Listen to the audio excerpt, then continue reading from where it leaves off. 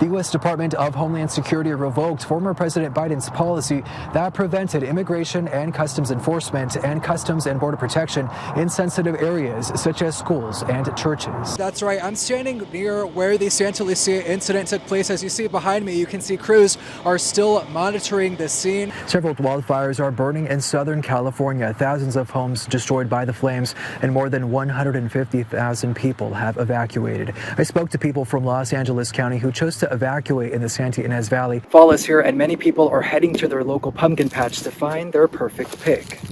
But here at the Solvang Farmers Pumpkin Patch, I'm told people are skipping the line altogether. Now new security measures are being put in place to help put a stop to thefts. I'm currently at Club 24 getting a quick workout in on the clock. You know how hard it can be to keep up with your workouts during the holidays. As 2024 slowly wraps up, many people are setting new fitness goals. A kayaker encountered a gray whale in a bit of an unusual place. The Marine Mammal Center has gotten several calls about the whale inside the harbor. As the new school year gets underway, some students at Cuesta College have been experiencing delays in their financial aid payments. Cuesta College's Rising Scholars Program has been serving incarcerated community college students at the California Men's Colony since 2015. According to a Rising Scholars official, the program is being funded by the California Promise Grant. I'm your community reporter, Eduardo Huijon Jr. in Solvang. Several wildfires are burning in Southern California. Thousands of homes destroyed by the flames, and more than 150,000 people have evacuated.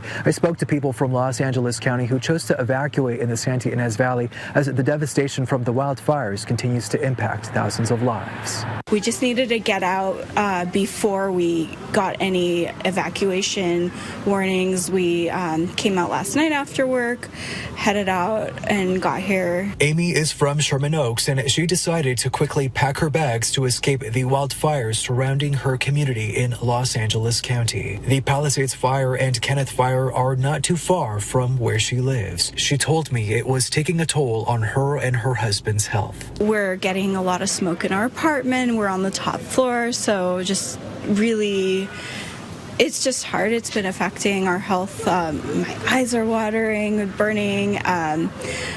My husband's dealing with a health issue as well, so it's just impacting the way he was handling the day. While thousands of people have been displaced from the wildfires, Amy tells me she has family and friends who have lost everything. Driving through the thick of it just like really hits you differently.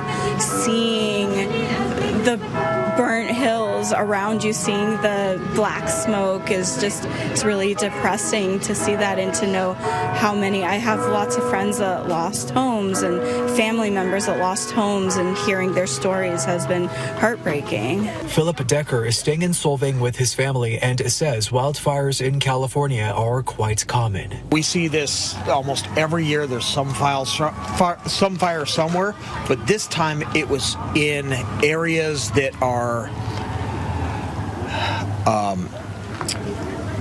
bad. I saw the Getty Center as the fire's reaching towards the Getty Center, and just thinking of all that art that would get destroyed. All the homes that were in Palisades that were just obliterated. Jesse is from Los Angeles and says he chose to get away from the area due to the conditions. We just wanted to get out of the LA area, you know, and it seems we didn't know this town. I've never been here, so I'm like, oh, let's just go. In Solvang, I'm Eduardo Huijon Jr., KSBY. I'm Eduardo Huijon Jr. in your community of Santa Maria. The U.S. Department of Homeland Security revoked former President Biden's policy that prevented immigration and customs enforcement and Customs and Border Protection in sensitive areas such as schools and churches. I've already heard personally from neighbors that their children are afraid to go to school right now. Or afraid that they'll go to school and when they return, their parents will be taken. Hazel Davalos, the co-executive director of Central Coast Alliance United for Sustainable Economy, or CAUSE, says children in the community are worried about stepping on campus as ICE and Border Patrol officials are allowed to enter schools. She says the recent announcement from the U.S. Department of Homeland Security impacts immigrant children in our community. It's hard to measure the impact of these announcements and these impending policies on immigrant children in our community.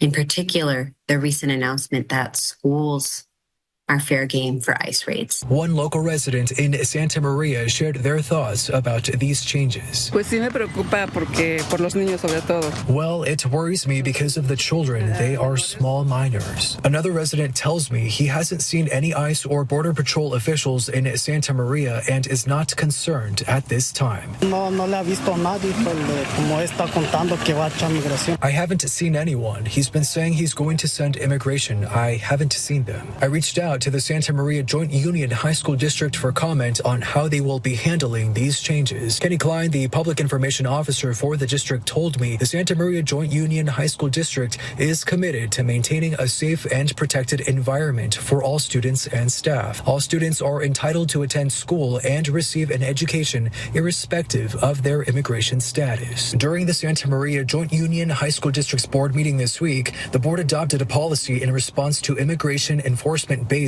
on the California Education Code and state law AB 699. Klein stated, due to community concerns about immigration enforcement impacting our youth, the district recently informed students and families about their educational rights. I also reached out to the Santa Maria Bonita Elementary School District, and Superintendent Dr. Darren McDuffie stated, we share a dedication along with other California school districts to safety, respect, and inclusivity regardless of race, immigration status, identity, and personal circumstances.